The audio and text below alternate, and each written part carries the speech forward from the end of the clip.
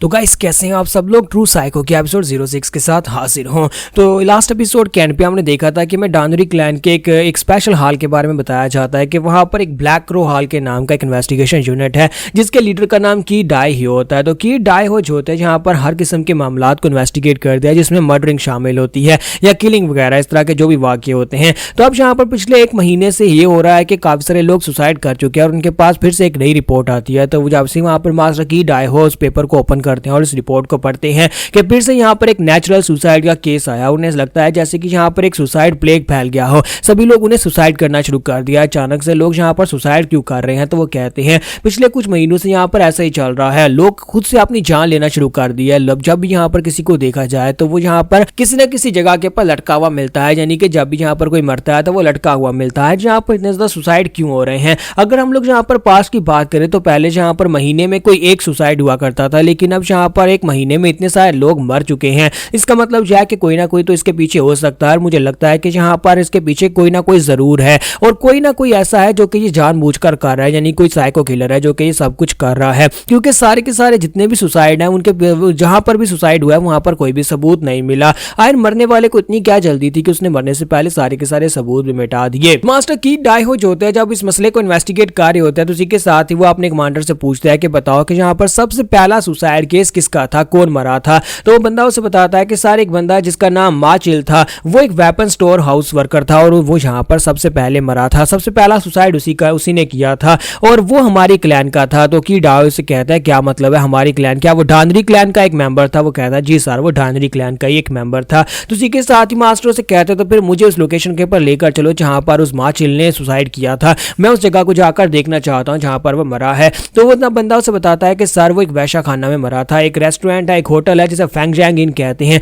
सभी लोग वहां पर मजे करने के लिए जाते हैं और मैंने जब इन्वेस्टिगेट किया तो पता चला कि वो अक्सर वहां पर एक लड़की के साथ मजे करने के लिए जाता था। लेकिन आपको खुद वहां पर जाने की जरूरत नहीं है, वो कोई अच्छी जगह नहीं है। तो लीडर उसे कहता है नहीं, मुझे लगता है कि मुझे खुद इस मसले को हल करना चाहिए। ये मसला और भी ज्यादा बढ़ता जा रहा है, दिन ब दिन यहाँ पर केस बढ़ते जा रहे हैं। और इसी के साथ ही नेक्स्ट सीन जो होता है उसी होटल का दिखाया जाता है। ये लोग वहां पर पहुंचते हैं और वहां पर पहुंचने के बाद मैनेजर उन्हें उस लास्ट रूम में लेकर जाता है और कहता है जी सर यही वो रूम है। मैं यहाँ पर अच्छी तरह से मुझे याद है कि मैंने उसे यही रूम दिया था। मैंने उसे कहा था कि लास्ट रूम के सेकंड फ्लोर के लास्ट रूम के अंदर जाकर वेट करो, मैं वहां पर चोसन लड़की को भेजूंगा। मैं और चोसन हम दोनों को यहीं पर वो मिला था, वो ऊपर बीम के साथ उसकी बॉडी लटक रही थी। तो मास्टर वहां पर अंदर आते हैं और अंदर आने के बाद कहता है कि मुझे समझ नहीं आई कि आखिर एक बंदा यहाँ पर इस एक लड़की के साथ मजे करने के लिए आया और वहां पर आकर सुसाइड क्यों करेगा, वो यहाँ पर क्यों मरेगा, माचिल यहाँ पर क्यों मरा और किसने उसे मारा। और अंदर आने के बाद वो एक एक जगह को चेक करता है, वो दीवारों को चेक कर रहा होता है कि वहां पर लकड़ियां जो है बड़ी टाइटली लगी होती हैं और उनके अंदर कोई होल भी नहीं होता। ग्राउंड को चेक करता है कि उनको उखाड़ना भी पॉसिबल नहीं है। तो वो कहता है कि यहाँ पर कैसे कोई आकर अंदर आकर उसे मारकर वापस बाहर जा सकता है,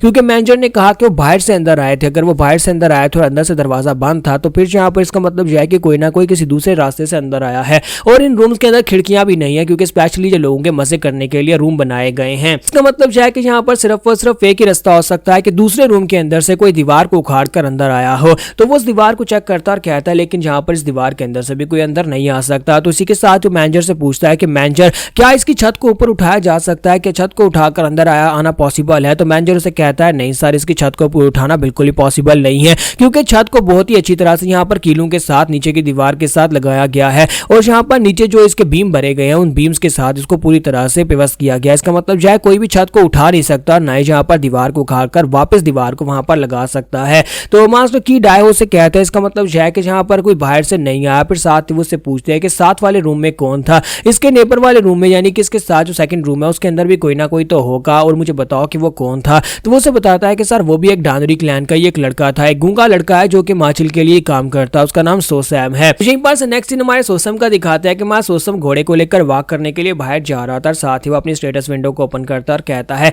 पिछले महीनों में मैंने जहां पर जितने भी लोगों को मारा है उन सभी को मारने के बाद मेरा स्किल लेवल जो है वो काफी ज्यादा बढ़ चुका है। मुझे लगता है कि बहुत ही जल्दी जब बार पूरा हो जाएगा तो मैं ब्रेक थ्रू करने के बाद लेवल 2 पर ब्रेक थ्रू कर लूंगा। जब मैं ब्रेक थ्रू कर लूंगा तो फिर मैं हो सकता है कि स्ट्रॉन्गर बन जाऊं। और साथ ही वो कहता है कि ये यहाँ पर ज्यादा इसलिए बढ़ा क्योंकि कल मैंने जिस बंदे को मारा था वो एक मार्शल आर्टिस्ट था। इसका मतलब यह है कि एक मार्शल आर्टिस्ट को मारने पर मुझे यहाँ पर ज्यादा पॉइंट्स मिलते हैं और ज्यादा एक्सपीरियंस मिलता है। जितना ज्यादा एक्सपीरियंस मिलेगा उतना ज्यादा मैं स्ट्रॉन्गर बनता जाऊंगा। और अगर मैं यहाँ पर मार्शल आर्टिस्ट को मारना चाहता हूँ तो फिर उसके लिए मुझे एक्सपीरियंस की जरूरत पड़ेगी क्योंकि मार्शल आर्टिस्ट को मारना मेरे लिए बहुत ज्यादा मुश्किल है। उनके पास स्पेशल पावर्स होती है और वो की पावर्स के साथ मेरे पर अटैक कर सकते हैं। अभी तक मैंने जितने लोगों को मारा वो सारे के सारे कॉमनर्स थे, यानी कि आम इंसान थे। तो मैं सोचता वहां पर अभी आपस में यही सोचता वो आगे की तरफ बढ़ रहा होता है कि गली के अंदर से एक गुंडा जो होता है बोलता है और कहता है कि देखो तो यहाँ पर कौन है, हमारा छोटा सैम है, देखो हमारा सैम वहां पर अकेला जा रहा है। तो सैम क्या तुम हमसे बात करने के लिए यहाँ पर नहीं आओगे? सैम जल्दी से यहाँ पर आ जाओ, क्या तुम अपने ब्रदर्स को हेलो नहीं बोलोगे? तुम्हारे ब्रदर्स यहाँ पर तुम्हारा वेट कर रहे हैं। तो मैं सोचता जो होता हूँ सभी की तरफ देखता और कहता है कि ये तो गली के गुंडे हैं, मुझे यहाँ पर इनसे बात करने की जरूरत नहीं है, और इसी के साथ वो इग्नोर करके आगे चल पड़ता है। जबकि गुंडा जो होता है उसे कहता है कि सैम क्या हो गया, क्या तुम यहाँ पर हमें पहचान नहीं पा रहे? हो सकता है काफी दिन हो गए हैं तुमसे बात नहीं की, इसी वजह से तुम यहाँ पर हमें पहचान नहीं पा रहे। तो मैं सोच रहा था कि इनको इग्नोर करना ही ज्यादा बेहतर होगा। और जैसे वो जाने लगता है तो उसी के साथ ही वो गुंडा आगे बढ़ता है, उसे बालू से पकड़ता है, उसे खींचकर गली में ले आता और कहता है तुम कहां पर जा रहे हो? लगता है कि तुम्हारी हिम्मत कुछ ज्यादा ही बढ़ गई है, जो तुम यहाँ पर अपने बिग ब्रदर को पहचान नहीं पा रहे। क्या तुम लास्ट टाइम वाली भूल गए हो कि तुम्हें कितनी बुरी तरह से मैंने पीटा था? लगता है कि तुम्हें फिर से याद दिलाना पड़ेगा। और इसी के साथ ही वो सैम को बालू से पकड़कर खींचकर गली के अंदर ले आता है और उसके घोड़े को भी उसके साथ ही ले आते हैं।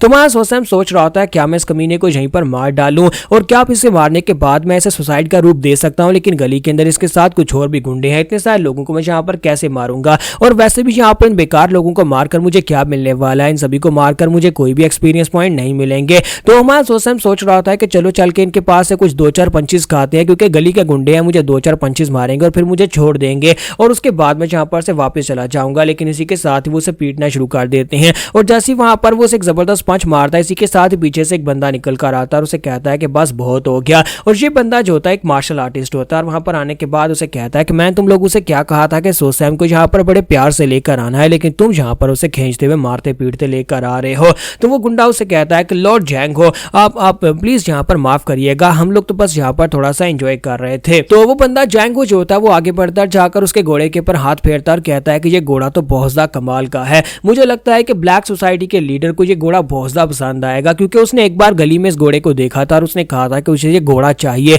और इसी वजह से मैंने तुमसे कहा था कि सैम को खींचकर गली के अंदर लेकर आओ ताकि हम लोग इसके पास से घोड़ा ले सके। और इसी के साथ ही जैंगो जो होता है वहां पर अपने किलिंग इंटेंट को रिलीज कर रहा होता है। तो हमारा सैम देखकर समझ जाता है कि ये कमीना यहाँ पर मुझे जान से मारना चाहता है और मेरे पास से घोड़ा छीनना चाहता है। मुझे नहीं पता कि इसका प्लान क्या है, लेकिन ये कमीना शुरुआत से यहाँ पर यही चाहता है कि मैं इस जगह के पर मर जाऊं और ये घोड़ा लेकर चला जाए। लेकिन इस कमीने ने यहाँ पर गलत अपोनेंट को चूज कर लिया है, जो भी सोच रहा है वो यहाँ पर पॉसिबल नहीं होने वाला। और इसी के साथ ही हमारा जैंगो आगे बढ़ता है और उसे कहता है कि तुम यहाँ पर क्या सोच रहे हो? मैंने यहाँ पर दोबारा तुमसे नहीं पूछना, मैंने कहा कि क्या मैं इस घोड़े को लेकर जा सकता हूँ प्यारे सैम। तुम्हारा सैम जो होता है आगे से बोलता है और उसे कहता है कि तुम यहाँ पर जो सोच रहे हो कि मुझे मारकर इस घोड़े को ले जाओ, तो क्यों ना तुम इस घोड़े को ले जाओ और मुझे मार डालो। तो ये बात सुनते ही सभी लोग हैरान हो जाते हैं और कहते हैं लेकिन ये तो गूंगा था, ये बोल कैसे सकता है? और जैसे यहाँ पर वो इतनी बात करके हैरान हो रहे होते हैं, इसी के साथ ही हमारा सैम जो होता है वहीं पर से अपनी इन्वेंट्री को ओपन करता है। और आपको पता है कि उसकी इन्वेंट्री एक पोर्टल की तरह है, और उसका पोर्टल 2 वे होता है, यानी कि वो एक साइड के ऊपर से हाथ डालता है और वहीं पर से उसके अंदर से तलवार पकड़ता है, और दूसरी साइड के ऊपर से वो तलवार जो होती है वो सीधी जाकर जैंगो के गले के अंदर धंस जाती है। तो एल्डर जैंगो को वहां पर रिएक्ट करने का मौका ही नहीं मिलता, उस बेचारे को रिएक्शन करने का वक्त नहीं मिलता, और वो ब्लेड जो होता है उसके गर्दन के अंदर धंस जाता है। और जैसे वहां पर जैंगो मरता है तो एल्डर जैंगो के मरने के साथ ही उसका एक्सपीरियंस पॉइंट उस लेवल पर पहुंच जाता है जहां पर वो ब्रेक थ्रू कर लेता है, और वो लेवल 2 में ब्रेक थ्रू करता है तो वहां पर जबरदस्त लाइट चमकती है और रोशनी निकलना शुरू हो जाती है।